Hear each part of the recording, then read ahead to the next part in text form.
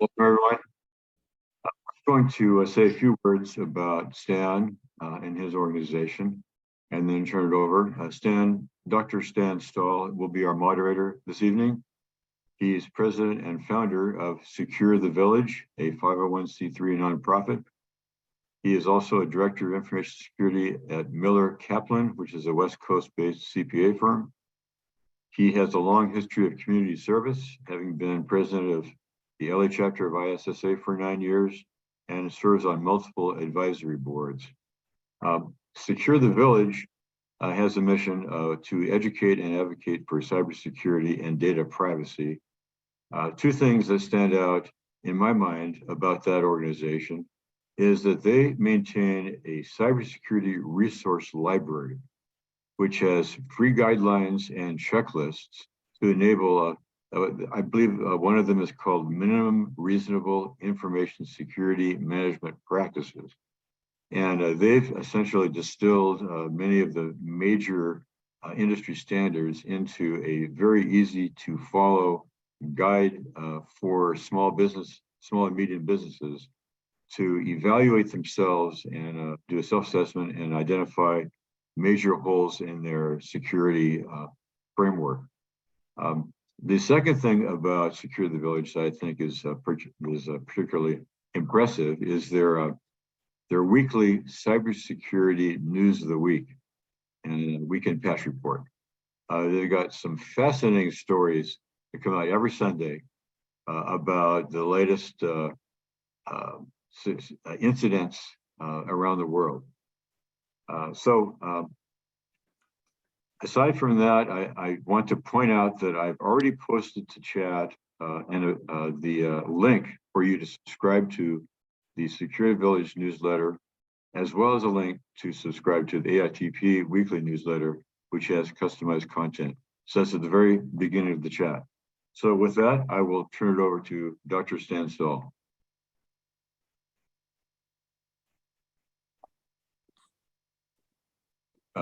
Need to unmute. There we go. Yeah, it would help if I unmute. But Roger, thank you so much for that introduction. Yeah, we're all about how do we bring the village together to secure the village, if you will, and being able to be the moderator tonight to AITP LA is just an illustration of the power of community, if you will. I mean, you look at, my God, what a great set of panelists we have. And what a great set of audience, people, wanting to learn about this stuff as well. And we see ourselves as kind of that group in the middle, if you will, that's connecting the dots this way. I got just a couple of slides to just kind of put things in context.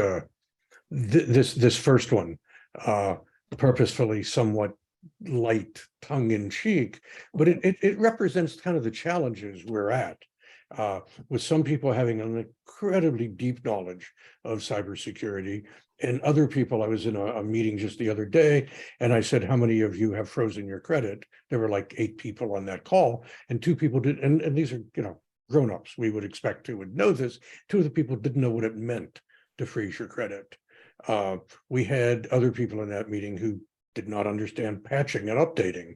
And the other side of it, I mean, and the panelists, I mean, my God, you guys are great. And I'm going to shut up in a minute because I want to hear you more than I want to hear me. But, this is the part of the challenge. It's just, there's, like William Gibson said, the author, the future's already here. It's just not evenly distributed. And part of what we have to do here is get it more distributed. We do that. There's so many gaps. We're concerned about citizens and homes and training, the workforce. For every 1,000 workers, we only have 600 people employed. For every 1,000 openings, there's 600 people. So even with that discussion about layoffs and everything, we need people in cybersecurity. And there's a big push in the community colleges, and K through 12 even, to help do that. And then there's the cyber heroes like many of us here and so on. This is a real complicated view of what we do, showing the recursions and all, that ultimately we're all about how in the community, here we are in LA, How do we increase our readiness and resilience? How do we increase individual security and privacy? How do we lower the community cost of cybercrime? How do we increase the workforce? And, how do we get the cyber criminals to go to Peoria instead of Los Angeles? I mean, better they don't go there either, but if they're going to do it somewhere, let it be somewhere else. One of my yeah, never mind. Don't have that. This is our homepage. We got a 90-second video. Please go take a moment to watch it. It'll show you kind of how we are. We also just started a test. How hackable are you? Find out now. 5 questions. All of you are going to go 5 for 5. I mean, I doubt if any of you won't. But again, when we talk to families and individuals, there's so much lack of knowledge here. And Roger, again, thanks for pointing out the news of the week. We've been doing this since 2008, every Sunday without fail, and so that's a big piece of what we do. So with that, I'm real happy to be able to moderate this panel. We've got Jatin Rajpal of Ernst & Young, Patrick Gardner, CPO at Flashpoint, Tony Cole, Managing Director, CEO of Colsec LLC, and then John Kindervag and Christy Bell, both of Onto IT. I'm going to ask each of them as they start their presentation to say a little bit more about yourself, because your backgrounds are great, and I don't want to misstate anything by trying to do this for you. So we're going to hear first from JR, then Patrick, then Tony, then John. And Christy may join us there, certainly on the Q&A. If you've got questions, put them in the chat. We may answer them in real time as we get to them, as particularly, when we get into the Q&A. If not, we'll try to finish up the more, the rest of the Q&A so that we still have time to get to as many questions as we can. The ones that fit into the kind of conversation are the ones that we'll kind of answer in real time. With that, JR, take it, please. Tell us kind of what's the world look like from your perspective as partner and principal at Ernst & Young and the ServiceNow practice leader. Sure thing. Thanks, Dan.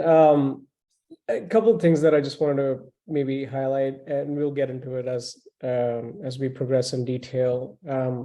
So I've had the good fortune of working across many different types of companies, different types of organizations, very closely with CIOs, CTOs, and also CISOs. And what I'm hoping to share today is some insights into their view of the world on what we're hearing and seeing from them. Part of what EY does on an annual basis is to essentially launch a global information security survey that goes out to essentially all our clients and some of our not necessarily direct clients, but companies that we're doing other sorts of work that are not necessarily related to cybersecurity, to get a perspective on what they're seeing and hearing. Because ultimately, that insight is what drives what we do as EY for our clients in terms of what are their priorities, what are their issues, and what are their challenges that they're looking to solve through, hopefully using EY services, but just in general across the industry, right? And also be a sounding board to those executives to share insights from what we are seeing with their peers and in their peer group. So we'll cover broadly what we'll cover today that I'd love to share some insights on are what are the top 3 challenges of a CISO in today's day and age in a post-pandemic era where there's a digital demand explosion, as we all talked about. And then what are we recommending and what are we seeing some of those who are at the leading edge, fourth quartile of maturity in terms of cyber preparedness and cyber defense, right? So happy to talk through that, maybe through a dialogue. And, I've also got a few slides that I can share in terms of some of those perspectives. And let's please make it interactive. This is a session for all of us to be able to have a conversation as well. So I'd love some questions or feedback or anything that I can try and answer.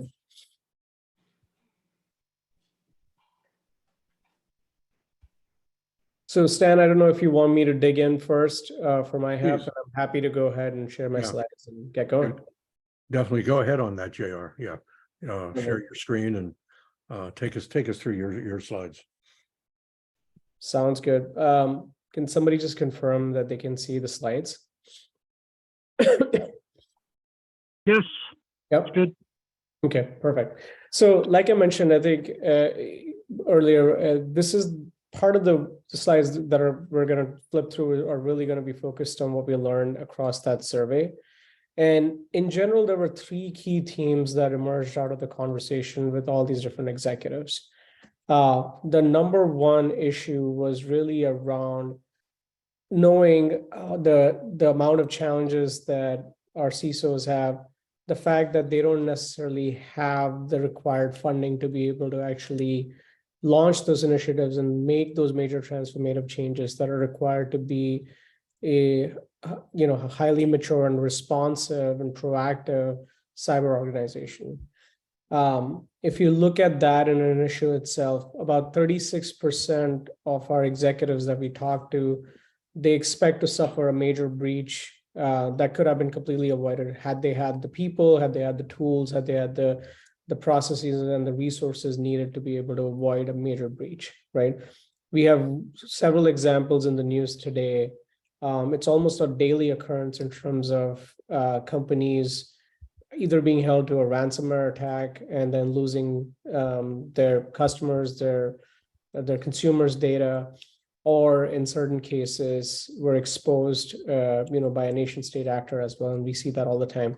It's happened in our own neighborhood, in fact. So I don't know if you guys have heard about the LAUSD being held to a ransomware situation for weeks before they were unable to essentially deal with that situation. And then in the end, student and in certain cases, parent and teacher information was leaked for pretty much everybody across LAUSD. So that pain is real. We're seeing that today. And a big chunk of that is essentially just not having the right funds, or from a CISO standpoint, not being able to tell the right story to the executives, the folks that matter at a board level, to justify the spending that is needed to actually have a mature cyber organization. The second big piece, which again adds to the headache of not having enough funding, is essentially a very fragmented regulatory environment. So there are some really strong protection guidelines from Europe, from Asia Pac. And I'm sure many of the folks over here on the call have heard of the GDPR, which is the European Data Protection Regulation that has been in effect for about 2.5, almost 3 years now. Compounded that with over here on our shores, with the US having a patchwork of regulations across multiple states. California, as usual, leading from the front in terms of the CCPA, which is sort of modeled on the GDPR.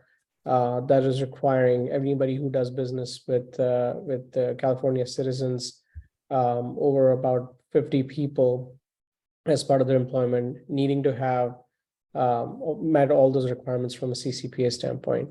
But there are other states as well. Colorado has its own state regulations. New York, New Jersey have their own. Illinois has their own, and there are other states that are essentially producing copycat regulations across the board from a data privacy perspective.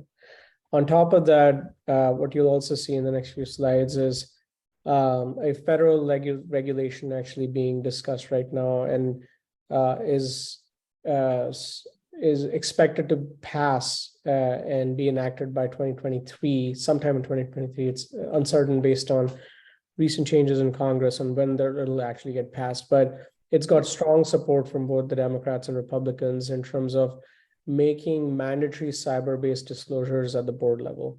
So what that means is any a company that is public will have to mandatorily file disclosures around their cyber preparedness, any kind of major incidents and breach, and so on and so forth, over to their 10K filings on a quarterly basis. And that'll put the spotlight again on the risk level of an organization.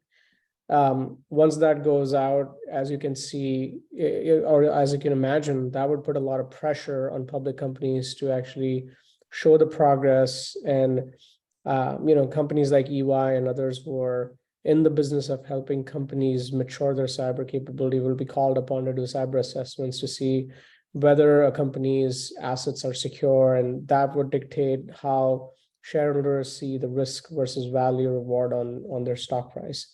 So definitely getting elevated at that level would require them to be prepared and actually have the right investments again.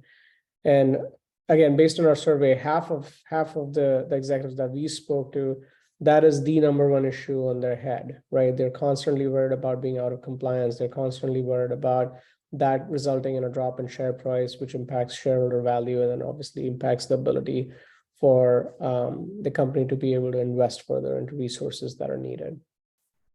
The final one over here, as you can see, are the CISO role has been relegated to be an IT role. And what we're trying to help our clients and our executives is to really focus on being a leader and having a voice on the table, as opposed to working as an order taker for the organization, right? So we all know that cybersecurity, risk and compliance, even privacy, they don't necessarily help an organization grow their top line, right? So they're not going to help a shoemaker sell more shoes. They're not going to help, a food and ag company make more products, right? But what it does is it's essentially a risk function. It helps protect the bottom line. So the challenges that we're seeing is that their relationships, the CISO's relationships are weak within the organization. Maybe strong at the CIO, CTO level as peers, but not necessarily with somebody who's a chief sales officer or chief marketing officer or anybody from the board. And those strong connections with the executive level within the organizations are key to essentially embedding the concept of security by design, where security is not necessarily an afterthought. It's not something that somebody has to check the box on as they're launching a new product or launching a new area or a new service, but it's embedded in the DNA of how a company produces products, thinks about services, thinks about expansion outside of different geographies, and so on and so forth. So that's generally what you'll see in the next few slides in terms of the key challenges and issues that we've seen. I'll pause here really quick. Stan, any thoughts or any questions from your perspective? Just want to suggest, in the interest of time, go a little faster for the rest of this. I plan to finish your piece of this by about 6:30. Then we can get the other panelists, and they'll be finished about 7. And that gives us a good half hour for a broad general discussion. Does that work? Sure thing. I think that's spot on. Let me maybe skip over to a few more important call outs. That might be more relevant, right? So we kind of covered all of this. There's a lot of stats that I have in terms of, how threat actors are moving across different lateral movements within an organization. This one's an interesting fact that I just wanted to call out, which is around as businesses continue to, pursue those new transformations, the security by design concept will continue to be missed if they don't embed it from the beginning, right? So as you can see, most companies are seeing, a significant investment data and technology like we talked about, but they're not necessarily thinking about security by design, right? So that's one of the bigger challenges that we're starting to see just in terms of headwinds for cyber professionals within different industries, right? We talked about this a little bit. So 29% of all our respondents actually said that cybersecurity is on the board level agenda, which is great, right? That's exactly where it needs to be. We're expecting that number to essentially rise up to 50-55% by the end of this year, and almost 70-75% by the end of next year, as some of the regulations actually do go into effect in 2023. But you can see that most boards are at best somewhat confident in their ability to actually respond to a cyber attack, right? So that again goes to show the challenge that we're dealing with, which is board level awareness of cyber as a true issue that they need to spend money on, frankly speaking. I think COVID actually, like I said, it made some interesting changes. I think it highlighted significant gaps in companies' cyber preparedness. And the stats in our survey showed the same, where 57% of the cybersecurity leaders believed that COVID gave them an opportunity to position themselves as strategic partners, right? So I think there's a momentum behind some of the issues and some of the challenges that we're experiencing now in the post-COVID area to actually take that as an opportunity to act on that third challenge that we talked about, which is to, elevate their relationships and put cybersecurity on the board level agenda. And then, like we said, like these were like at the highest level, the three issues, right? We already covered this, so I'm not going to necessarily go into it.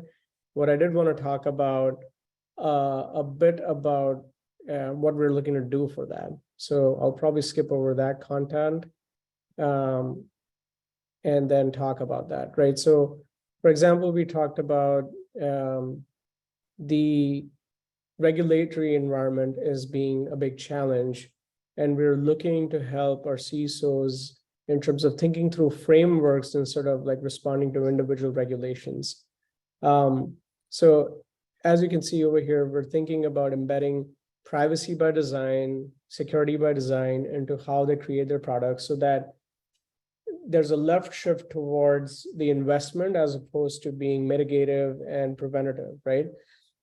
So the more cybersecurity is embedded as a principle in the development of a new product or a new service within an organization, that helps reduce the overall cost and need for funding for protective mechanisms.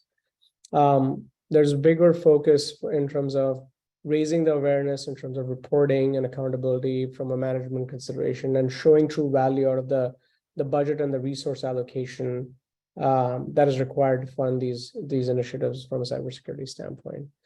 And then also shifting the burden of cyber risk, especially in a highly outsourced environment, to their third and fourth parties, right? Oftentimes, a lot of these major events that break into the news are started from a supply chain issue involving a third or fourth party vendor that had a cyber issue.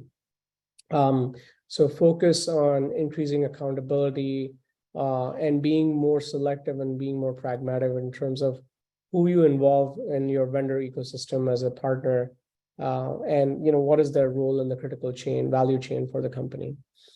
And then again, from a regulatory standpoint, it's to prioritize those certifications, those attestation, and do a mapping of different regulations to a common framework that allows you to test once and comply many, as opposed to complying with each and every regulation, which obviously will be harder.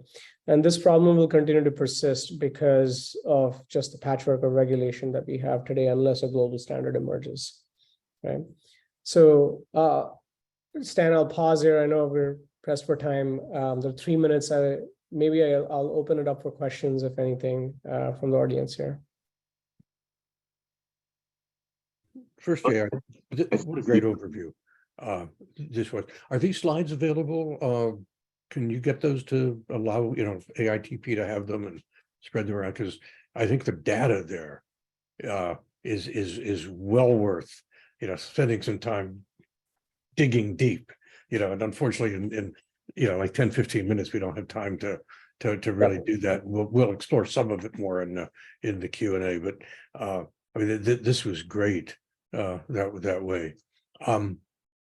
Let's move on. Let's take this kind of as the overall introduction. I want to introduce Patrick Gardner next. Patrick's the CPO of Flashpoint, and he and I had the chance to talk some the other day. And again, we're going to have a discussion here from Patrick around identity management and both and threat. And I guess threat into there we go. I don't even have to say it. Patrick, take over. Yeah. Great. Thank you, Stan. Good evening, everyone. Thanks for joining. Just quick introduction to myself. My name is Patrick Gardner. I live in LA here. I spent most of my career at Symantec, so I spent over 20 years there. Half that time as a threat and malware researcher and engineer, and then half the time running a bunch of businesses across enterprise and consumer. I did an early stage startup last few years, and now I'm at Flashpoint, which is a threat intelligence company. So I'm very passionate about security, kind of my life's calling. I've worked with customers of all different sizes, from my grandparents and parents and helping them secure themselves all the way up to the largest organizations and governments in the world. So thank you for having me tonight. What I want to do is kind of make this fun. I have about 5 slides of content. And one's kind of a forward-leaning concept. I've joined an intelligence company at Flashpoint. I've been there for 2 months. So I want to talk a little bit about the importance of intelligence. I promise this is not a vendor pitch, but I think intelligence is an interesting way of thinking about how you do security. So I want to talk a little bit about that and show you some of just there's a wealth of free resources out there. So I want to talk a little bit about that. And then as I was doing that, it kind of led me into the identity space and how important that is in cybersecurity. So one will be kind of a forward-leaning concept with applicability to any size business with intelligence, and then kind of more bread and butter identity stuff. All right, so I'm going to start with a Sun Tzu quote from The Art of War. I'm sure you've all seen this, but why do we need threat intelligence? And his famous quote is very applicable, right? If you know your enemy and yourself, you don't need to fear the results of 100 battles. If you know yourself and not the enemy, for every victory gained, you're going to suffer a defeat.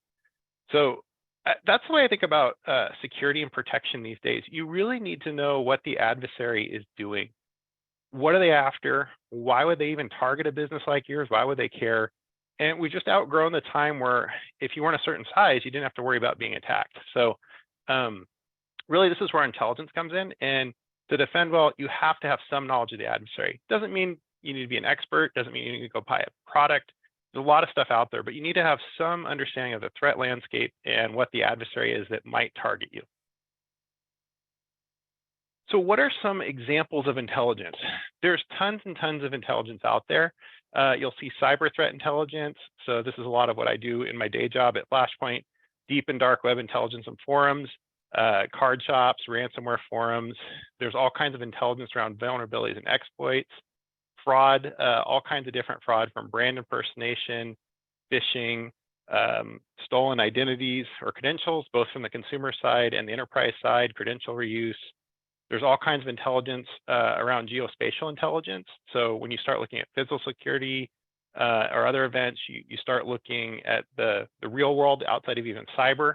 There's all kinds of things just around adversary intelligence. And when I say adversary, think about that very broadly. I think everyone thinks adversary and they think nation states and advanced persistent threats.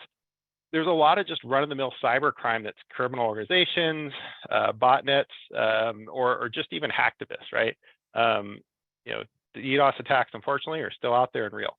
And then there's also open source intelligence. There's actually an amazing amount of intelligence you can get from publicly available sources. And there's a lot of things you can get just from Google. There's other projects called like Shodan that completely like index every addressable IP address on the internet. Just imagine how much is on Twitter if you kind of organize all that. So there's tons and tons of stuff out there in the open source. This just give you a flavor of what types of intelligence are out there. And question a lot of you that I know work for smaller organizations, you may not even have a CISO. Does this really apply to me? I'm not a bank or a government or a large business. And this has completely shifted over the last 5 years. Jatin alluded to it. I happen to pull a lot of stats from Verizon's data breach report. But yeah, with ransomware and supply chain attacks, you better believe it does. So you have digital assets on the internet that are useful.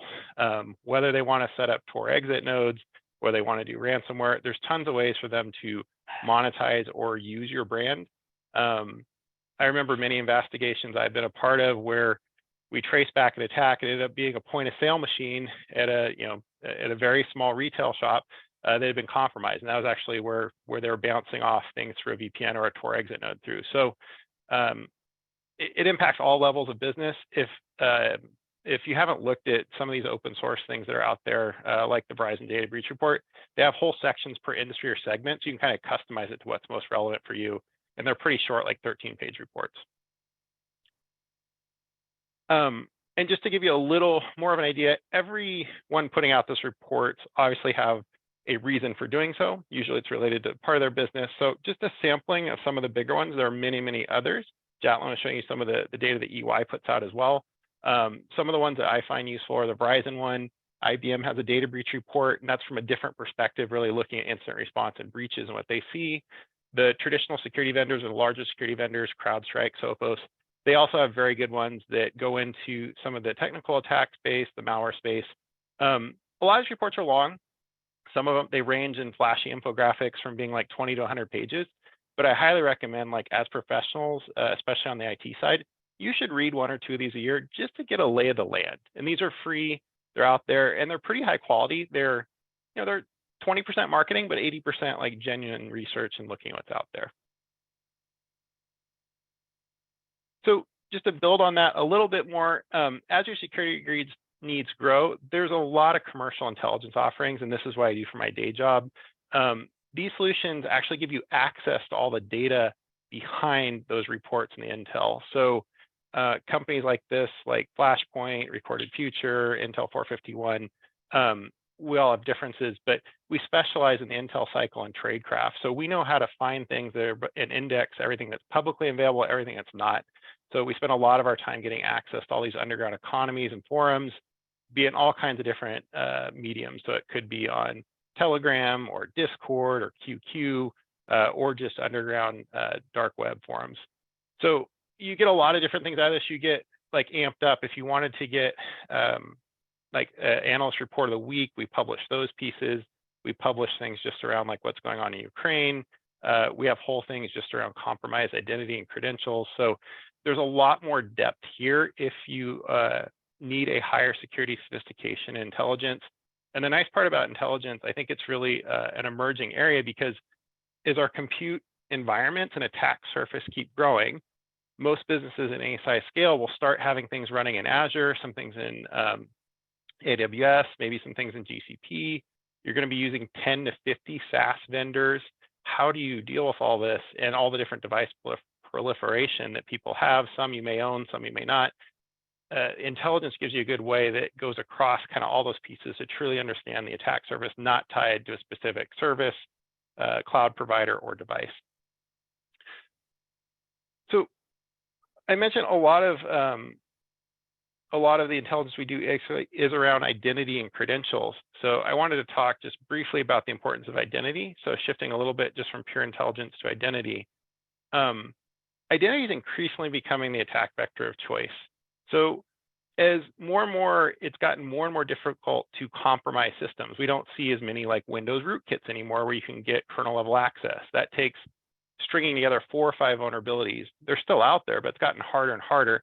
So more and more attacks have gone to the human element, and they're just leveraging stealing credentials either through phishing, SMS phishing, reusing passwords. Part of the intelligence that we gather is we have huge archives of all usernames and passwords that have been known and compromised. And actually, there's whole attack toolkits that allow you to reuse those. So you can retry usernames and emails to just see like, hey, did this person use the same password? And a lot of people do.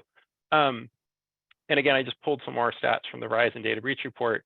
40% of data breaches are caused by stolen credentials, and 82% involve a human element. So we've gone beyond the time when just having a good, patch system was enough. They're really attacking identity, and the credential part is a key part of the attack vector. So identity really needs to be a key part of your IT and security strategy. I can pretty much promise you, if you don't have an identity and access management plan, you're going to be compromised. And it's also getting worse because of all the SaaS software I use, because every business at any size is going to be using, I'd say, at least a dozen SaaS products and vendors. So how do you manage access to them? How do you know what data is in there because you're using someone else's solution? And you really need to think about how you authenticate and grant access to all those resources. So think about those products, think about contractors and vendors who are coming and going. It's just a huge, difficult problem. So just to be brief, I wanted to put out a few best practices for everyone to think about on the IAM. There's lots of good stuff written here. One is to use a federated identity provider. You really need to centralize access to all this. A lot of companies just use Google accounts. That's one way of going after it. You can use Okta. There's lots of different identity providers, but you want a federated identity provider so you can kind of run everything through one choke point. And then once you get there, now you can enforce strong passwords and multi-factor authentication. You up the bar so much for an attacker. If you add multi-factor authentication, you should have multi-factor auth on everything. It also mitigates significantly like password reuse, and all those attacks become much harder. They still happen, but much harder with that. Provide your users a password vault. You don't want people putting something on their desktop with their passwords. provide a password vault. There's lots and lots of good ones out there. I happen to use 1Password and this very, very old thing Bruce Schneider wrote. So there's a lot out there, good commercial offerings and free ones. And then the last two ones are monitor what's going on. So now if you centralize your identity, look for anomalies. You want to know if you all of a sudden got 1,000 failed logins. That means someone's trying to attack you or you're under reconnaissance. You want to look from logins from different geographies. If you run a small business in Southern California, should you have someone from Pakistan trying to log in? Probably not. You might want to know that. So a little bit of monitoring these activities. Again, there's good services available for this, both managed security services and the public cloud vendors. If you use one of theirs, they have pretty good monitors and solutions there. And the last one is just regularly trim the accounts. You should have a policy like if no one's logged into an account for a quarter, get rid of it. You're just leaving something that you're leaving a door that someone could walk in. So I know it was very rapid fire, but just a few thoughts on intelligence and identity. So Stan, I will hand it back to you. There we go. Thanks, Patrick. That truly that was great on both subjects around the intel source. I love the quote from Sun Tzu. It's so absolutely right on. Next we're going to keep somewhat the same subject but different with Tony Cole, managing director of ColeSec LLC. Tony, please jump in and another 15 minutes, 10-15 minutes of discussion, and that'll give us plenty of time for Q&A as well. But Tony, great to see you. Thanks for being here. Thanks, Stan. Appreciate it. So I'm a little jealous of everybody out there because the winds have changed and it is definitely early winter here in Northern Virginia. So the wind is howling out there. It's in the 20s with wind chill. So I'm definitely jealous. So I would like to be at the pool somewhere in LA. So I'm Tony Cole. I am the founder of ColeSec LLC, and I chuckle every time that somebody says that. So we're publicly traded over a dinner table, maybe between me and my wife. So, because quite frankly, I was at Ativo Networks as the CTO there, and we were acquired by SentinelOne earlier this year. A successful transaction, and as Patrick was just talking about, identity was a large piece of that. It's one of the reasons we were acquired by them. I left there in July and intended to retire, and my wife said that your head will explode if you do that. And I did not believe her, and I managed to make it for a couple months, and people kept calling me, so I took my dormant LLC and turned it back on, and doing some board work and some advising for some customers out there. I'm a retired cyber operator from the U.S. Army 20 years ago, retired from the Pentagon after 9/11, and chartered defense cert there, and then spent time like Patrick 7 years at Symantec, running the global government consulting, same thing at McAfee, and then was lured away to FireEye and was at FireEye for 5 years as a global government CTO and critical infrastructure, and spent most of my time getting very sick because flying 350,000 miles a year.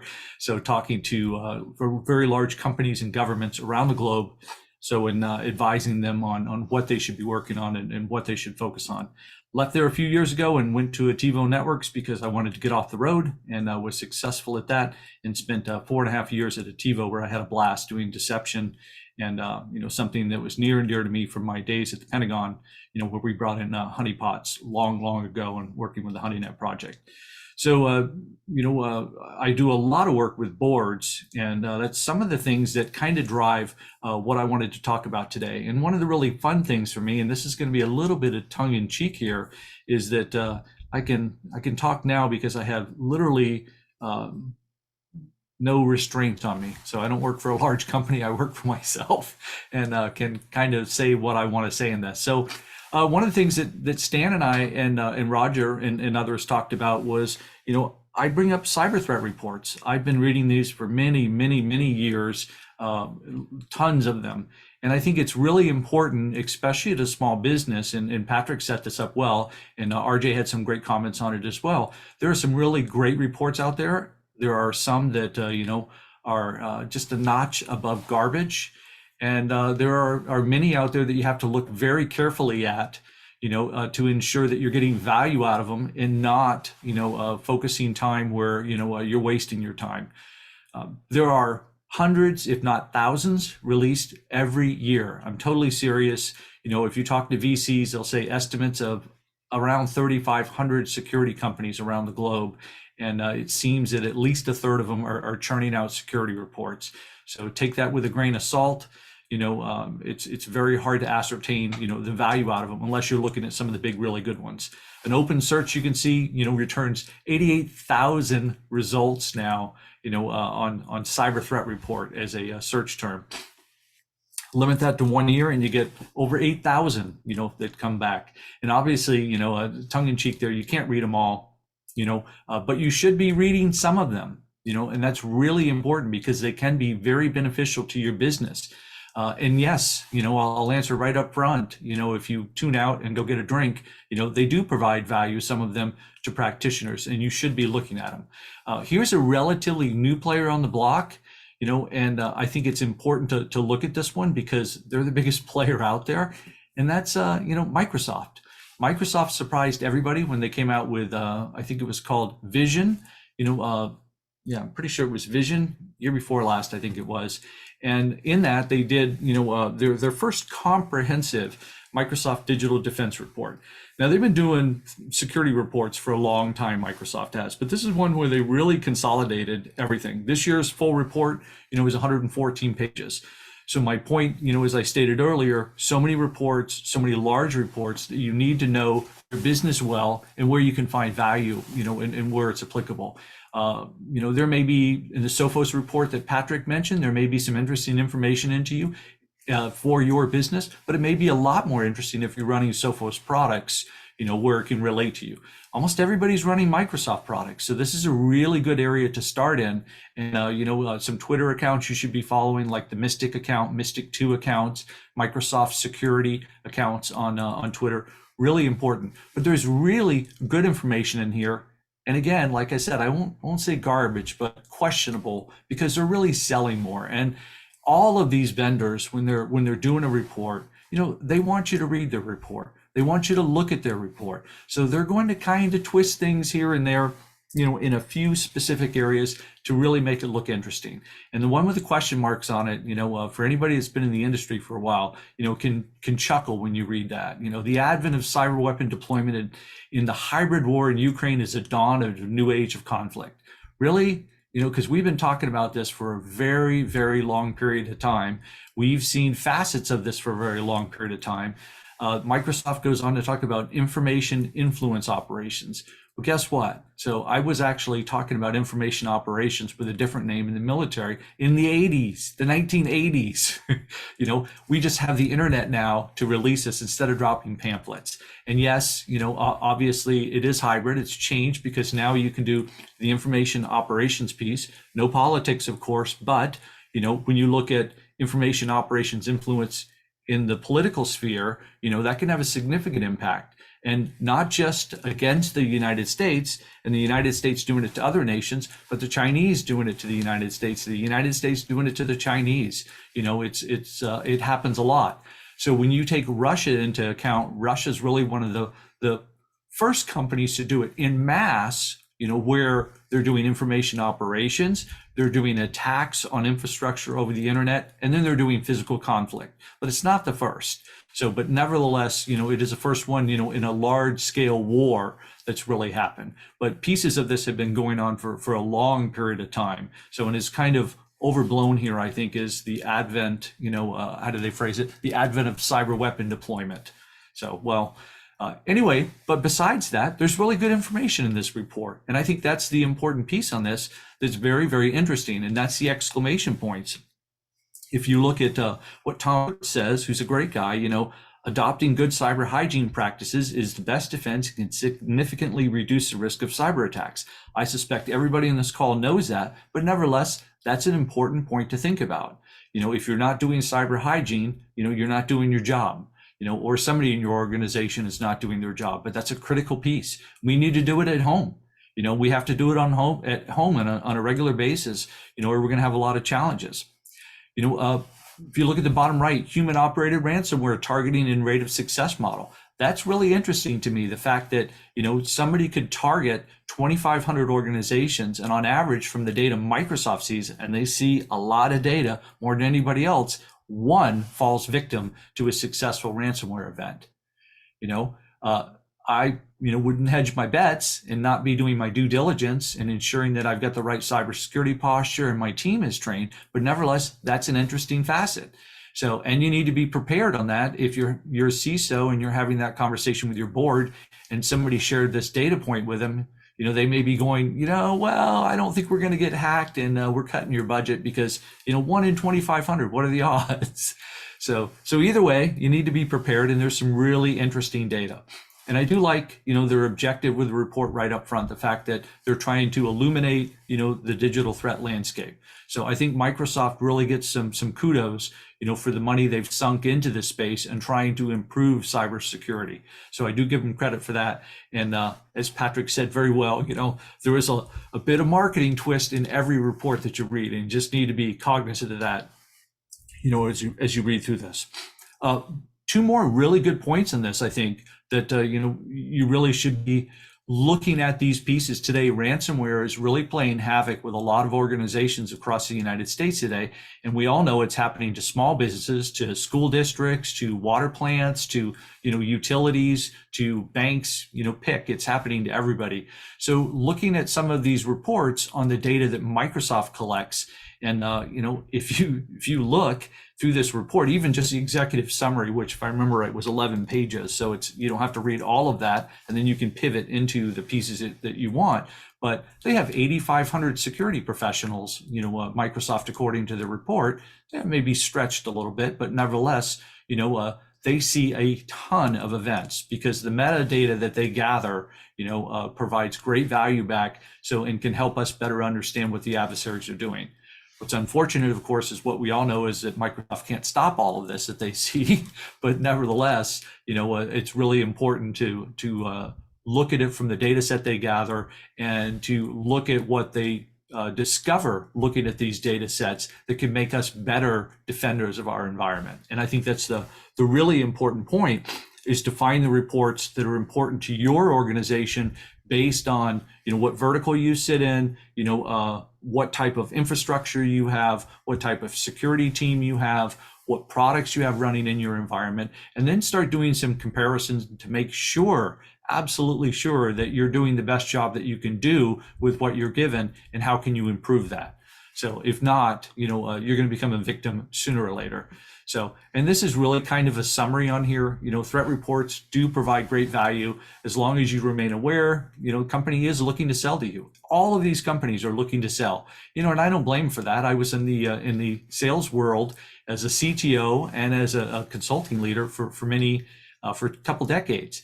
So everybody sells at those companies. So it's really important to think about it from that perspective. Yes, they're trying to sell to you, but at the same time, there's a lot of them that provide great value as well. So it's a mixed bag there. Find the reports from reliable vendor partners, and I put that in italics in bold because it's so important, that fit your need and review, thoroughly, that can, for those pieces that can help you enhance your security posture. And I really emphasize that point in the next bullet on there, that all of your security partners, even at a smaller company, should be your partner. They should not be a vendor. They should be your security partner. And if you're not able to, create a partnership where they're able to help you, then you've got the wrong vendors. You have the wrong vendors. And this is, from a guy who's been in that vendor community for a long time, who is not aligned with any vendor right now. So make sure that they become your partner. So where they're helping you increase your security posture on a daily basis and improve your practices. One of the things I wanted to do, and it's funny, Patrick and I did not collude on this. So I've got, my favorite reports that I read every single year. And you can see the Verizon data breach investigations report, was on there. Actually, I think it's incident report. So I think I mistyped that. But the Microsoft one's great. The Mandiant one, disclaimer, like I said, 5 years over there. So, but it's a great report. The CrowdStrike report, the Verizon report, the Ponemon report, / IBM. IBM pays Ponemon to do that report, and they admit it right up front. but it's a great one. But you just have to realize it's structured as a survey. So they're collecting data, while all the other ones here are based, on data they see. So it's a little different, and it's one of the reasons, why it's so important, to really understand what you're looking at in these reports. And this is by no means, not comprehensive. And RJ, I read the Ernst & Young one as well. Not one of my top 10 reports, but nevertheless, I think great data in it, very important. So when I look at that one as well, I'll pause at that point in time. Somebody asked me to put the links into the chat. I can certainly do that very easily, especially since I forgot to actually take this thing and put it into present mode. So Yeah. See what happens when you take a bunch of time off. The habits, yeah, the habits break down. Is that what you're saying, Tony? Yeah, that's it. Right. Excellent. Again, and I'm going to just move right along to John, and then again, we'll bring it all back together again in a moment. But John, if you would now shift focus, everybody, because now we're going to pay attention to zero trust, which on the one side is one of the most important things we can be thinking about, and on the other is probably one of the most hyper extensive terms we're getting here. Everybody is using zero trust, even those who don't have a clue what it means. So it's really nice, John, we got somebody here who really knows what it's all about and can help explain it. So thanks for joining us. You bet. Thanks for having me. John Kindervag here, calling in from Dallas, Texas. And so thanks for letting us come and talk today. I'm with Onto It. We provide managed services, managed SOC services from a zero trust perspective. Prior to joining Onto It last year, I was field CTO at Palo Alto Networks for 4 years. Prior to that, I was 8.5 years at Forrester Research, a vice president over there. And I'm actually the person who created zero trust. So you get to hear it from the horse, right? You can decide later on which end it came out of, but this is real zero trust. So I'm going to talk to you just an introduction to what I call authentic zero trust, not the stuff that's been spun by a vendor. So authentic zero trust is a strategy designed to stop data breaches and other cybersecurity attacks by eliminating digital trust from systems. Now, let's look at this term breach, right? Breach is kind of one of those terms that is in our rearview mirror, because we all think of breaches as somebody got into our network and are looking around, and that's not true. Today, a breach is about data that is regulated or sensitive, has been exfiltrated from our networks or systems. This is about what's going out of our environment. This, according to PCI, CCPA, GDPR, all of the regulatory requirements define a breach as when data that is regulated or sensitive leaves the control of our networks or systems, right? So what I wanted to do was create a strategy to stop data breaches, and at the same time make other cybersecurity attacks unsuccessful. We can never stop the attack from starting, because then we'd have to be the attacker, but we can absolutely make sure they're unsuccessful. And we do this by eliminating digital trust from systems. The idea of this old trust model, where the trusted system was the internal network and the untrusted system was the external network. I always had a problem with that when I was a practitioner installing firewalls and things like that back at the turn of the century. And when I got to Forrester, I was able to explore that, did 2 years of primary research. And in 2010, I wrote a report that's pretty well known called No More Chewy Centers. And I introduced zero trust to the world. And then now, 12 years later, I'm an overnight success. But I've been doing this for a long, long time. This has been my life for the last 14 years. So it's got some design principles that we're going to talk about today. I want you to understand that those things work, and this stuff I'm going to be showing you is part of the reason why the president issued an executive order last year mandating all federal government agencies adopt zero trust strategies in their network design. It has a standard 5-step methodology. This is, again, super important. If you do it this way, you will be successful. If you do it a different way, you will be unsuccessful. And then it has demonstrable positive security outcomes. So real quickly, some misconceptions about zero trust. Zero trust means making a system trusted. No, how much trust should there be in a system called zero trust? The answer is pretty clear, zero. So if you hear people talk about implicit trust or we're going to make the system trusted, they don't know what they're talking about. Second, this is all about identity. You know, it consumes identity in it, right? Snowden, Manning, they had the right identity systems. No one looked at their packets post authentication. How about there are zero trust products? No, there's not. There's products that work well in zero trust. And on purpose, zero trust was designed to strategically resonate to the highest levels of any organization, yet be tactically implementable using commercially available off-the-shelf technology at whatever state it's at. And those two things are decoupled. The strategy doesn't change, the technology will get better. And then finally, zero trust is complicated. The 9 things I'm going to show you today, the 4 design principles, the 5 steps, that's all you need to know. So trust, what is it? Well, it's very hard to describe and define, but it's a human emotion. At the very core of it, it's a human emotion that's been injected into digital systems for absolutely no reason. We don't know when it happened or why it happened exactly, but I can tell you is the fundamental problem of everything in IT and security. And so it's a vulnerability. We talk about vulnerability research and threats and stuff. Trust itself, the fact that you have it in a digital system is the biggest problem that you have, because not only is it a vulnerability, it's also an exploit at the same time. And it is the only vulnerability that is also an exploit. So therefore, the only entity who gets value from trust in your organization are the malicious actors who are going to exploit it. Now, when we get into this, there's 4 design concepts that I want to briefly run by you. I don't have much time today, so I'm going a little bit quicker than I normally would, but we're going to focus on the business outcomes. This is how we get this talk. We get grand strategic actors like boards of directors talking about it, the president of the United States talking about it, Congress people talking about it, right? So we can change incentive structures by doing this.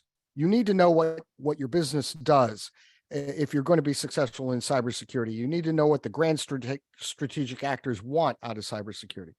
Second thing we're going to do is design from the inside out instead of the outside in. If you're like me, you've been around a long time, you learn to design networks starting at the edge, moving inwards. Completely wrong way to do it. We need to start with the data or assets we're protecting. And then we determine who or what needs to have access, need to know, least privilege. Should John have access to a particular resource? That's the question we ask. But that's not enough, right? Again, Snowden and Manning, that was done, but nobody looked at their packets. So we have to constantly inspect and log all traffic all the way up at layer 7 so that we can create a layer 7 policy. Ultimately, zero trust is instantiated as a layer 7 policy. I just need layer 7 controls to do that. So the best visual metaphor I've ever come up is to show you how the U.S. Secret Service protects the President of the United States. So this is President Barack Obama's inauguration parade, January 2009. And there are 3 things that the Secret Service knows about the president that we don't know about the data or assets we're protecting. First, they know who the president is. They don't do presidential discovery projects. They don't scam for the president. Second, they know where the president is at all times. They never go, hey, you guys seen the president? We've lost him. Doesn't happen. And third, they know who should have access to the president at any given time. So by doing this, we can see here that, yes, they did have a perimeter, but I want you to notice something about it. Look at this uniformed Secret Service agent, hands in the pockets, warm woolly hat on. It looks like the coat's zipped up. Why? Because this is all security theater. Not going to do any real protection. This is just to intimidate, knock down the low-hanging fruit.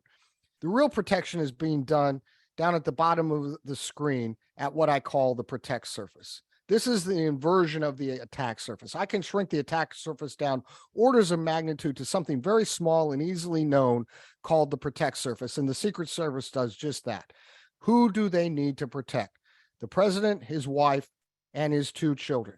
If at the end of the day, those 4 people are left alive, the Secret Service has done their job. Anybody else, that's collateral damage. Sorry about that, but you're not part of the protect surface. So once you understand the protect surface, now you can change the game. You don't have to care about all the threats. You don't have to care about all the stuff that's going on. You don't have to read any of those reports because you know what you're going to protect, and you start to know a whole lot of things about what you're going to protect. So by doing this, you now do something really amazing. We're going to watch the Secret Service do that right now. Watch this. The Secret Service moves their controls in adjacent to the protect surface. This is amazing, right? We don't do that in cybersecurity. Our controls are on the perimeter or on the edge, on an endpoint. And this is as far away as we can possibly get it from the thing we're trying to protect. And this creates a secondary attack surface that we call the internal network. And because there's no visibility here, we have the concept of dwell time.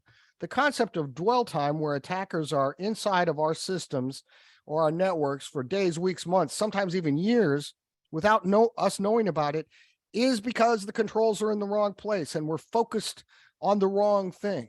And so by understanding that, the Secret Service now can create a micro perimeter in policy. And that policy becomes very small and very granular. So for example, at the moment this photograph was taken, there are two individuals, these two people in their Secret Service agents in the beast, which is just the transport. It's not the protect surface. They can transit outbound. And there's absolutely zero people who can come in because policy is binary. And so in zero trust, you start with a deny all policy because all you can do is allow or deny. You can have multiple different criteria, but at the end of the day, that's all you're going to do. So at this moment, it's a deny all policy. You can see this Secret Service agent. He doesn't have a hat on. He doesn't have his gloves on. His coat isn't buttoned. Why? Because he has a control underneath his jacket where he is going to enforce that deny all policy. Now, the Secret Service doesn't stop there. They continuously monitor and update. They might look out in the crowd and see something going on. And so they're going to tell these people, hey, there's something going on. Keep an eye out. Maybe that guy in the white shirt over here, maybe he looks threatening. Who knows? Right? So they're going to do that. The other thing they can do is send out a message and change the policy. So they can say an important person needs to get into the beast and talk to the president. So they're going to change the inbound rule. And this is a zero trust model of executive protection, but it's the best metaphor I've found on how we are building zero trust environments to protect the important elements inside of the protect surface. So to make it easy for you, I've given you a map. Maps are really important because if you don't have a map, you're lost, right? And you don't want to be lost. So if you do it this way, you're always going to be successful. If you try to do it some other way that somebody else who's never done this before tells you to do, you're just going to get lost. So the first thing we need to do is define the protect surface. We must ask the question, what are we trying to protect? And the answer there is called a DAS element. This is an acronym I created to help you easily remember what you need to protect. And you'll see this reflected in the NSTAC report, the President's National Security Telecommunications Advisory Council. I was on the subcommittee investigating zero trust. You'll see it in DISA guidance, NSA guidance, CISA guidance. So you'll see this term DAS pop up more and more in the future. So DAS stands for data, applications, assets, or services. And these are the important ones, right? The things that are sensitive, not every piece of data, not every application, but the things that are important. So we take a single DAS element, we put it into a single protect surface so we can build out our zero trust environment, one protect surface at a time. This makes zero trust incremental. We're doing it one at a time. Iterative, we're doing it one after another, and non-disruptive. The most you can ever screw up is one single protect surface. So once we know what we're protecting, now we're going to map the transaction flows so we can understand how that works together as a system. We don't typically know how everything works together as a system. So we have to figure that out first. This is critically important. Once you see how the system works, the system will show you how it needs to be protected. And that's why the architecture happens after we have determined how the system works. So every single architecture is custom made, tailor made for the protect surface that we're protecting. So after that, we're going to create the policy. I'm going to show you that in 1 second. And then finally, we monitor and maintain. And so this is where we take all of the telemetry. This is what I do in my day job. And we create and send that telemetry back and create a feedback loop where we use that information to make the system stronger and stronger over time. This is the concept of anti-fragility. If you've ever read the book Anti-Fragile by Taleb, he's the one who gave me the vocabulary to talk about what I was trying to build with Zero Trust. And then when you're architecting this, typically we're going to start with a segmentation project. And I'll ask people, why are you segmenting? And they'll say, oh, well, we had a compliance finding that told us we needed to segment our network. And I'll say, well, that might be the compelling event, but no, the only reason to segment something is to protect it. That's why we start with the protect surface. We have to know why we are segmenting. So now we have this protect surface. We're going to call it cardholder data. All right, for PCI. So the DAS element is PCI. It's the colloquial term for the personal account number that's being protected by the PCI DSS. So once we know that, we know why we're doing it. Next, we're going to connect a segmentation gateway to the protect surface to define the policy and enforce the segmentation up at layer 7. So a segmentation gateway is a gateway designed to segment networks layers 2 through 7 based upon users, applications, or data. These can be virtual segmentation gateways, VSGs, physical segmentation, PSGs. Most commonly, they're next generation firewalls because next generation firewalls are the most advanced security products on the planet right now. And then once we've created a central management platform to push policy to that, this is the reference architecture for Zero Trust. You're just going to deploy this over and over again for different protect surfaces, and it doesn't matter the location of the protect surface. Don't care whether it's in a public cloud, private cloud, data center. We don't care, right? Remember, it's incremental, one at a time, iterative, one after another, and non-disruptive. So the most we can screw up at any given time is a single protect surface. So it's not scary to build Zero Trust. And a lot of people get the message that somehow that you do it all at once. You don't, you can't, it's impossible. Don't even try it. So how do you connect to it? How do you interact with it? This is through policy writing. And so I created a system called the Kipling method, my personal homage to Rudyard Kipling, who gave us the idea of who, what, when, where, why, and how in a poem in 1902. So we can start to ask these questions and write simple language. Who should have access to what application? Where is that located? And how should we inspect that packet to allow the rule to happen? So Zero Trust is a set of granular allow rules. Almost never do I have a deny rule because we start with a deny all rule, right? So 50% of your decision making is done by starting that way. You deny everything and just turn on the things that you want to allow. And remember, when you are looking at things, you're looking inside the allow rule. If you deny something, don't spend any time investigating that. Doesn't matter. You've denied it, give yourself a high five and focus inside the allow rule, because if anything bad happens, it happens inside the allow rule. If there's a big data breach in your organization, you allowed it to happen. You were participating in that attack by having bad policy that allowed the malicious actors to come into your organization, steal the data, get it out, and no one noticed, right? So we're writing these very granular allow rules, and this is what I do on a day-to-day basis. So where do you start?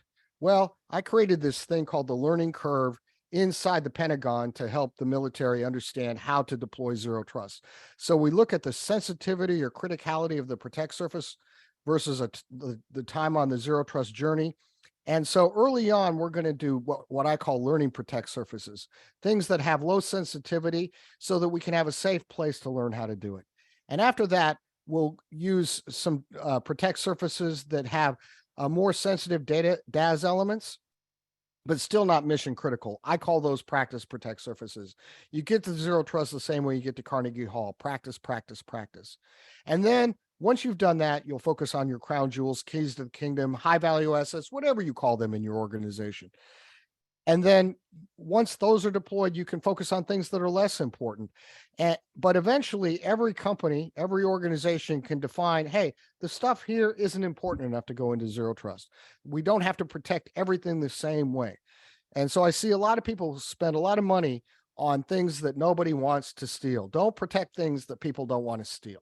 There's two types of data in the world. People want to data that people want to steal, and everything else. So that's what you're focusing on, the stuff that people want to steal. And then finally, we can measure this through a maturity model. So remember, we had a protect surface called the cardholder data environment.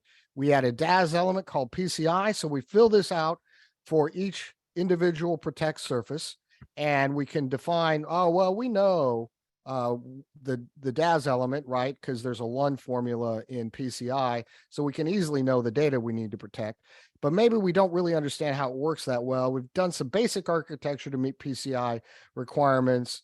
We've got some basic policy, and maybe we do a little bit of monitoring to meet requirement 12 of PCI. So we can add up this score, and then we can have plans on how we're going to get to higher levels over a period of time, right? So you can then start to map that out. And so this is just a very quick high-level introduction to zero trust. Let me know if I can do anything to help you out. We provide a managed service for it. I do a lot of consulting around the world on zero trust, a lot of public speaking, and happy to help however I can. So hopefully that was just a nice quick introduction, and you got something out of that. And I want to thank you for your time today. Super, John. Excellent. I mean, boy, talk about a tour de force, and all of the panelists. I mean, you and Tony, Patrick, JR, who sadly had to drop off as well. And I'm left with the difficult challenge of integrating all of you together into a set of questions of some kind. And always the one of the questions that comes, I think, for all of us, Nilu, you asked the question specifically of JR's points about what are smaller businesses. You know, how do the small businesses wrap their arms around this? And I think of a paper that was published about 6 months ago by somebody at Cisco. Dividing the world into two groups. I mean, there's the cyber haves. Bank of America spends $2 billion a year on cybersecurity. They're a cyber have. And then the mid-sized and smaller companies, the ones that our company works with, so many in Los Angeles. I mean, we are a mid-sized and smaller business community, if you will. So if all of you would take a couple of minutes, and Tony, I'm going to start with you just randomly, because you happen to move your head as I was looking around for somebody to call on. So why don't you start? I mean, the real challenges for the small businesses that have to deal with all of this. Yeah, I will say, you know, I read that as well, the cyber haves and cyber have nots, you know, a very interesting concept, and certainly well stated.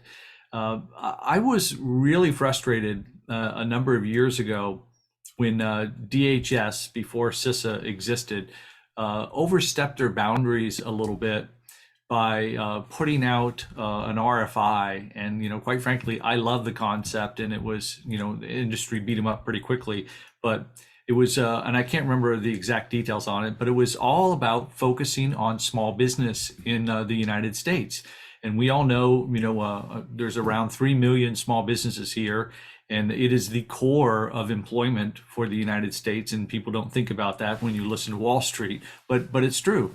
You know, that's where most people work. And protecting these, you know, newly connected organizations, and many of them are connected now, and more are online every day, I think is critically important. So one of the things I look at, and I think is very important, is exactly John's last comments. He was specifically talking more, I think, about the capabilities they bring to bear in zero trust. And of course, John is, you know, without a doubt, the renowned expert in that field. But there's a lot of companies today that are focused on small business as MSSPs, MSPs, and many others. And there's a lot of reports on those that rate them. You know, in fact, I'm trying to remember, I think it's called MSSP Alert tracks them, I think is the website, and there's over 250 in their top 250. So the point is, there are more experts out there that can help small business at a much better cost model than what you're going to find from typically the very large companies. And I'm sure many of those, have snake oil out there, but it's nice there are other companies that are rating them. And I think it can provide a much better cost-effective model for them to at least wrap their teeth around it, versus, some small companies today that, Betty, you're the CIO. Why? Because you never have login problems, and I mean, and that's the world we live in for a lot of small businesses. There's no expertise there, so I think that's my primary point, and I'll hand it off to others for that. Yeah, good. And we see that same situation. Well, and let me just comment Yeah. on that there, Tony. Yeah, go ahead, John, and then we'll bring Patrick in. What? I said, go ahead. You talk, Yeah. and then we'll go to No, Patrick next. Again, this is why I moved from Palo to a managed services company, because we have to make it more easily to consume these kinds of services, because people can't afford the types of staff that a big company would have, right? So you have, what did Microsoft say, 8,000 security engineers, and Google has more than that, and even they're struggling, and quite frankly, a lot of those people aren't doing much in their job. That's too many people to have in security, quite frankly. So ultimately, security has to be automated and be able to be consumed as a service, no matter what you're doing. That just is the direction of this industry. And so it needs to be scale free, just like Gmail is scale free. It used to be really hard to set up your own email server and have your own domain and all that stuff. And now Gmail, made that really simple. And that's been what their growth is about. So that's where security has to go. That's why I'm doing what I'm doing, because I'm committed to making it easy for everybody, whether you're one of the world's largest companies or a company of just a few people. It doesn't matter. We can scale zero trust. We can scale managed services for any size, and we're going to take advantage of the same things that Google took advantage of to create, or Amazon took advantage of, or whoever, to create things that work well for any size of organization. Mm-hmm. Yeah, good point. And certainly something that's absolutely necessary. I mean, if we're going to wrap our heads around this cybersecurity challenge that we face, we have got to make things as easy as we can on the IT vendors, the MSPs, all of you, members of AITP and the LA chapter and so on, to roll it out and to make it affordable when a company's got to decide, do I spend $100,000 on a new salesperson that's going to generate revenue, or am I going to spend that $100,000 somewhere in cybersecurity, and what am I getting for my money? That those kinds of question. Patrick, go ahead, please. I love your insight on this same small business kind of question. Yeah, so it's kind of interesting. When I took my sabbatical from security for 2.5 years at a startup, when I joined the company, it was 20 people. We grew up to 80 people. So I was like, anything technical I did. So I was the CIO. I ended up hiring a CISO underneath me, but I was also running product and engineering. So I've kind of lived the world of what it's like. And similar to what both John and Tony are saying, I think there's two recommendations I'd make. One is, like, the complexity now shouldn't be setting up and running an operating infrastructure. It should be orchestrating and configuring it. So push as much out. And I think, John, your model of the micro perimeter and zero trust, pushing out, like, when I was setting up the network at my startup, we didn't have our own network. We didn't have a VPN. I didn't need one. I could push the perimeter and the assets and the cloud services are at and orchestrate those controls. So that was a strategy where I didn't have to take on a bunch of pieces. I didn't run a lot of things myself that I needed to. I pushed it out and outsourced it to a vendor, a reputable vendor that I knew. And I knew how to configure and orchestrate it. And that's where the managed services come in that Tony was talking about. Like, there's a lot of really good boutique, like, I think even managed services are outside of the reach of a lot of companies and small businesses, even the ones that go down market. But there's a lot of boutique IT shops. I'll call them bars. They're really not bars, but like, there's a lot of very good, 10 to 20 person local boutique IT shops that can help if you can vet them and get their core competencies, and they'll be a little more accessible than a pure play managed service player, because even they get pretty expensive pretty quickly too. So that's kind of my best practice. Push it out, take advantage of SaaS pieces all you can, but you're still going to have to configure them and orchestrate them, and you have to figure out whether you have those capabilities or you can get a partner somewhere along the life cycle to help you with it. Yeah, good answer. I want to bring another person into the discussion. That's John's partner, Christy Bell of Onto IT as well. Christy, welcome. Say a couple of words, just real briefly, if you would, just some of your background, but then jump into the conversation. I mean, how do you see this challenge with small and medium-sized businesses having to struggle through all of this stuff? Okay, thank you. Well, I appreciate having the opportunity to participate. I'm Christy Bell. I'm the CEO of Onto It Inc., our North American operation. And prior to joining Onto It, I was with IBM for more than 30 years. I gasp a little bit when I say that, so for a long time. And so I've had this opportunity to really experience firsthand both being in an enterprise environment and being in a smaller business. Onto It is, I would consider us both boutique and a pure play cybersecurity services company. We are focused on, and our mission is to prevent exfiltration. So that's the reason why we are we're so committed to zero trust, and we've embedded it in our platform. We have customers that are as small as 50 employees, 50 users, and as large as 20,000. But we take the perspective that we have around zero trust and we apply it to our small and mid-market customers. They need to be safe and secure, and we think that's really important. One of the other things that we do is try to make sure that they're not just spending money on other tools that are not necessary. So the benefit of having a managed services company like ours address a mid-market or small company is that we partner with them and we say, this tool makes sense and here's the reason why, or this one doesn't. So please don't waste your money spending more money on tools that aren't going to make you more secure, but are going to give you that illusion, if you will, of security. Yeah, I think that's important. Yeah, I agree. That's a good answer that way. I mean, when I look at our own firm, and in addition to the Secure the Village, I'm also, I think, as I mentioned, Director of Information Security for Miller Kaplan, a CPA firm that bought our company a few years ago. And so we service mid-sized and smaller companies, kind of from the C-suite down, as opposed from the IT network up, if you will.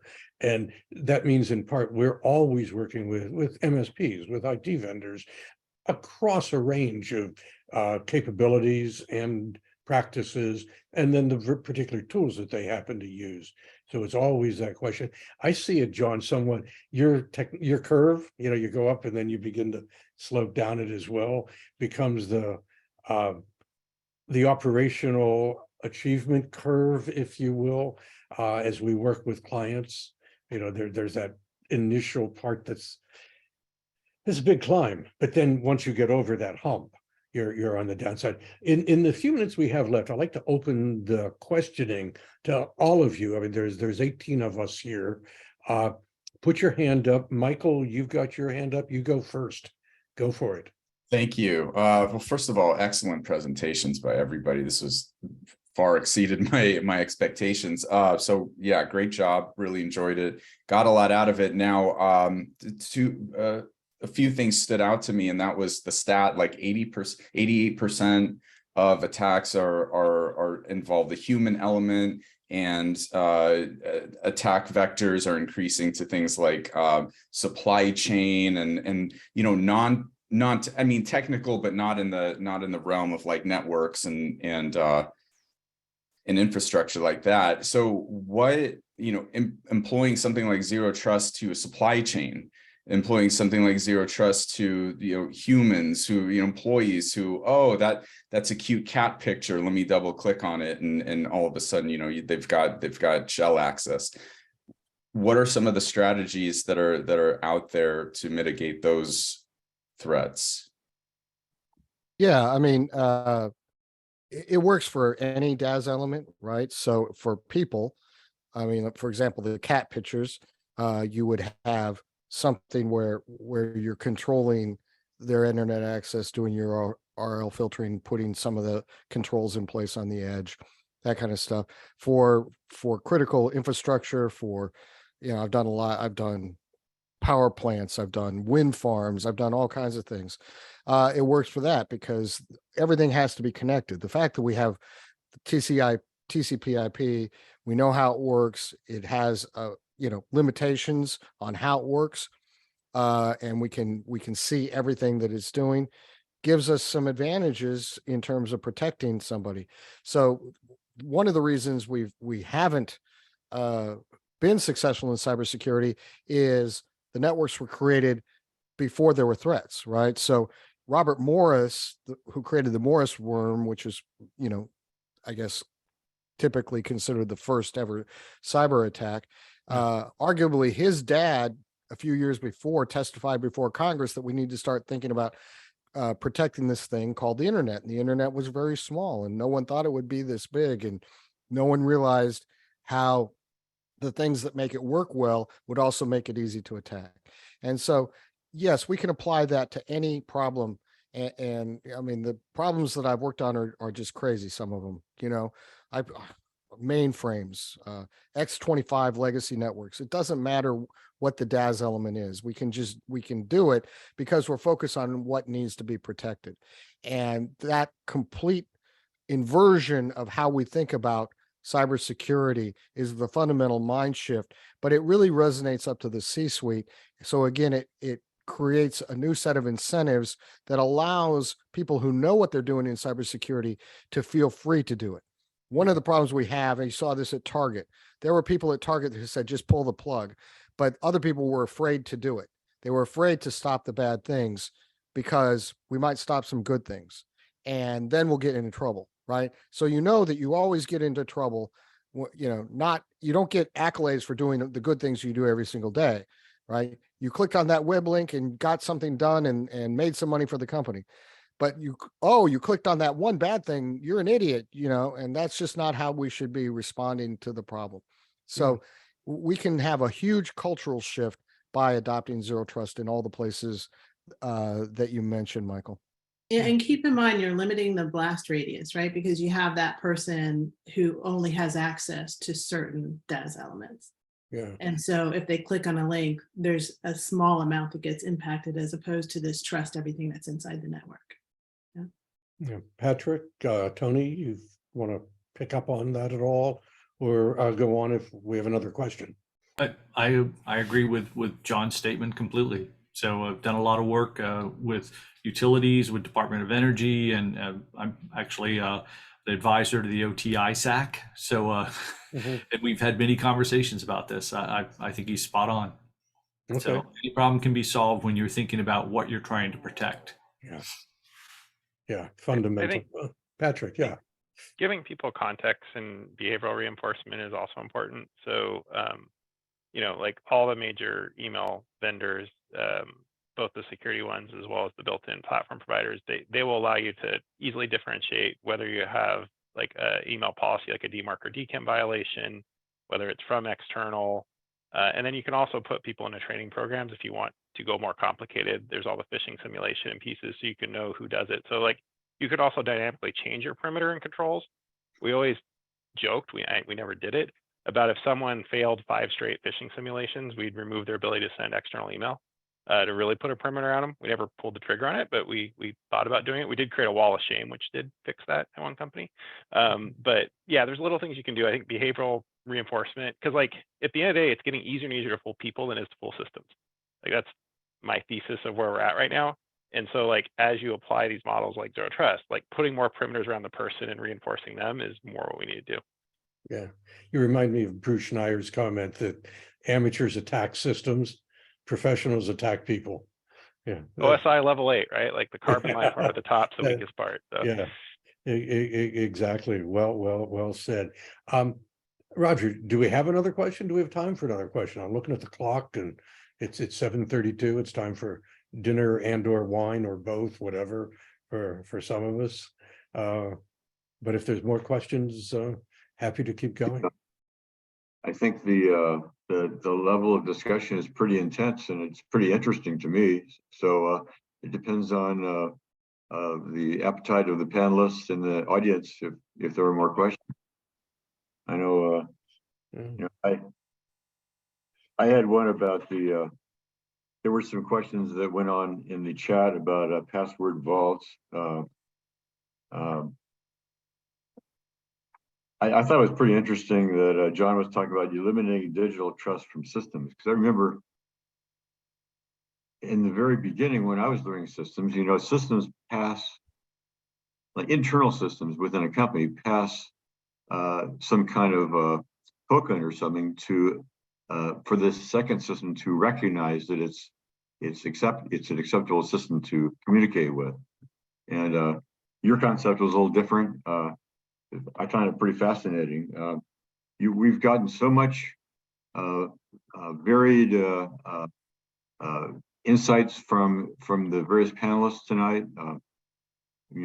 I'm comfortable with going on, but if we don't, do we have any questions from the audience? Any further questions?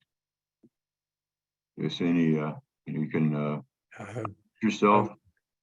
I'm not seeing it, Roger. So I first, again, great thanks to first AITP LA for pulling this together. I mean, all I had to do basically was show up, and I'm grateful for that, Roger. I mean, you pulled together just a phenomenal, and you collectively, I mean, Nilu and all as well, Rick, a fabulous panel. Great insights you all gave. And not just insight, but practical, very practical stuff. So thanks to all of the panelists, and thanks to everybody who joined and concerned about this, who cares about security, who wants to. Okay, how do we up our game? How do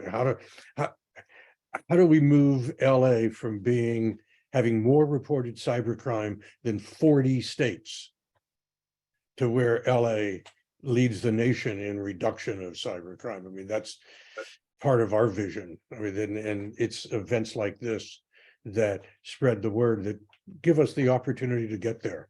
So I want to thank AITP. Just so grateful to you, Roger, and Nilu and Rick as well. Well, we're grateful that people, all the panelists, could join us from all parts of the country, and we really value the slides you put together, and we'd like to request that you could send it to us for posting on our website. So again, thank you all very much for your time. Stu, you got something? Yeah, I just want to say this was a fantastic panel. We didn't just get theoretical stuff. We got practical information on how to do from every one of them. Really unusual. So I want to thank you, the people who put this panel together and the people who served on it. This was real good stuff. And I thank you. By the way, I'm a member of AITP in San Diego, and I've been a member of AITP before it was AITP. It was originally called the Data Processing Managers Association, DPMA. I see Rick was a member too, huh? Is that it? No? Yeah. Yeah. Thank you No, it was again. before my time. Other people like Roger lived through the early days, but I didn't. Yeah. All right. Thank you very much, everyone. Thank you. Great. Super. Thanks back. Yeah. Guess we can all enjoy dinner now. Okay. Bye-bye. Bye. Bye-bye.